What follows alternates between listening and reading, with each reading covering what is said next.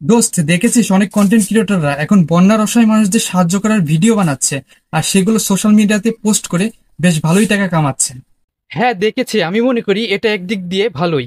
তাছাড়া বন্যার অসহায় মানুষদের সাহায্য করতেছে এবং সে সাহায্য করাও মানুষকে অনুপ্রাণিত করতে পারে। ঠিক বলেছিস। তাছাড়া এই ভিডিওগুলো দেখে আরো মানুষ সাহায্য করার জন্য এগিয়ে যেতে পারে। অনেকেই ভিডিওগুলো দেখে তাদের মতো সাহায্য করতে চায়। আরেকটা ভালো দিক হলো তারা এই টাকার একটা অংশ ফেরত দিতে পারে দান হিসেবে। এটা এক ধরনের পূর্ণ বিনিয়োগ। তারা টাকাই করতেছে, আবার সেই টাকা দিয়ে আরো মানুষকে সাহায্য করতেছে। হ্যাঁ, এবং তাদের ভিডিওগুলো অনেক মানুষের দৃষ্টি আকর্ষণ করতেছে, যার ফলে সরকারের পাশাপাশি বেসরকারি প্রতিষ্ঠানগুলো বন্যার অসহায় মানুষদের সাহায্য করার জন্য এগিয়ে আসতে পারে।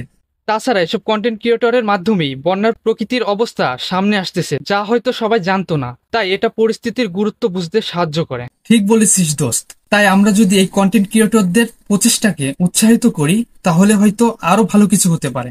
একদম ঠিক।